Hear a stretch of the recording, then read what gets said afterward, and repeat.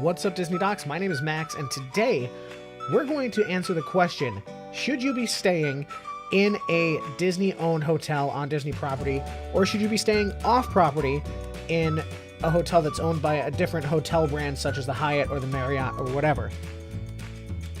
Now, right off the bat, I do want to tell you that I do have experience staying both on property and off property, and we're going to start off with the pros of staying in a Disney-owned hotel.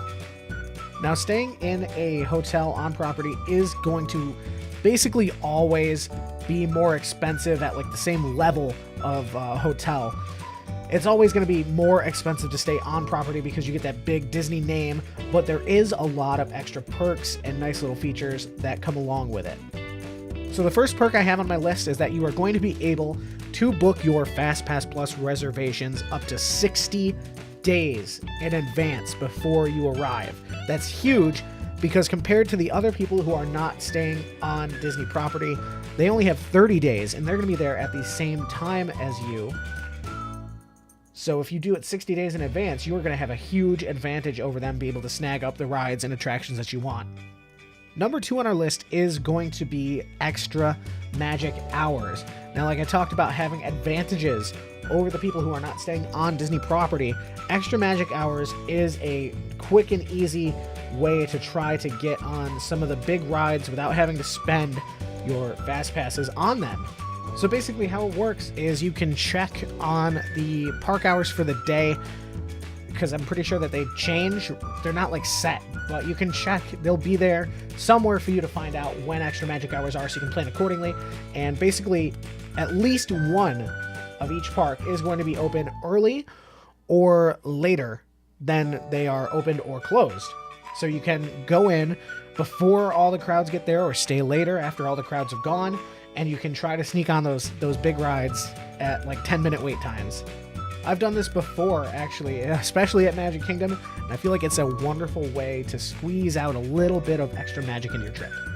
The next thing that I want to talk about, even though it's really minuscule, is that Disney will actually send you your magic bands in the mail.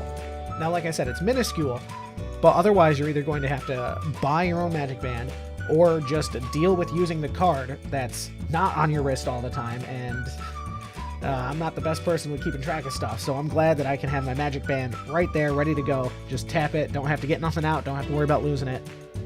Moving right along, though, and I think this one might be actually the biggest advantage, at least to me personally, is the transportation in Walt Disney World. Let me put it this way for you. Do you like to deal with traffic and driving around in a place that you don't really know? Do you like having to pay extra for your rental car just because you rented it at the airport? Do you like massive parking lots and having to remember where you parked after like a 10-hour day in the parks, or having to walk from your car all the way across the parking lot to the tram to get to the park? No? Me either. So it's a good thing that we have tons of options for transportation. So think about this. As soon as you land at the airport and get your bags, you can get on the Magical Express. It'll take you to your resort. So then you go to your room and you get settled, and then you're ready to go to the parks. And then you can just walk down to the bus and go to whatever bus stop you're trying to get to. Or, for example, if you're staying at the Contemporary, you can take the monorail right to the Magic Kingdom. Or if you're at the Yacht and Beach Club or Swan and Dolphin, you can take a boat to Epcot and Hollywood Studios. You could even walk to one of the parks if your resort is close enough. So basically what I'm saying is that it is much easier. There's plenty of transportation options available to get around Walt Disney World than having to rely on a rental car or having to pay Uber a whole bunch of times to go back and forth. Next, we have to talk about the Disney dining plan. So basically, from personal experience, I feel like I've done the Disney dining plan maybe twice or 3 times with my entire family. And I remember every time that we've done it, we've always had extra credits left over by the end of the trip. And I'm pretty sure that the general consensus is that the dining plan is not worth it, but that comes down to you and your family and your trip. And there is also times when they offer free Disney dining plan, usually during the fall and the winter, but that also depends on what they're going to do that year. So I would say to try it if you've never done it before, and see if it works for you and your party. And the only way that you can do that is if you're doing it in a Magic Your Way vacation package, which obviously you have to stay in a Disney Resort hotel. Next on the list, I do have something that's kind of a niche thing for like the grandparents that want to take their grandkids, or like people that just aren't really that tech savvy. Or maybe it's your first time planning a Disney vacation and you're overwhelmed by all of the different things that you need to do beforehand.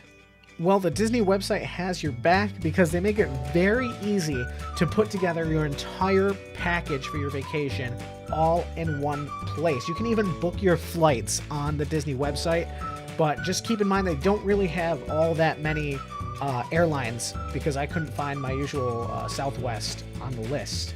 But yeah, it's really convenient to be able to do everything just on one website and have everything be taken care of and not have to worry about anything extra. And if you're really lost, and I didn't know that this was actually a thing until just recently, you can actually have access to the Disney Signature Services, where basically you get in touch with a cast member and they help you plan your vacation. And it says that they provide you with their email address and phone number so you can contact them directly to basically just help you set up your vacation. It's like having your own personal Disney assistant. It's definitely not something that I would use, but hey, if you need it, then it's there for you. Whew, okay, so that takes care of my list of pros for staying in a Disney Resort hotel. Now, if you couldn't tell, this video is probably going to be extremely biased towards Disney's side because the only advantages that I could think of is that it'd be cheaper to stay off-site, and that's really about it. Like I said, I have experience doing both, and it's not that bad because, you know, we go hard over here at Disney Docks. So basically the hotel room is like, we're just sleeping there kind of deal. So if that's really just all you need, you could probably get it for like half the price of staying in a Disney hotel. And obviously this is dependent on like your situation. For example, if you're traveling for business and your company offers to put you up in a hotel for free or for extra cheap, there's no reason why you shouldn't, you know what I mean?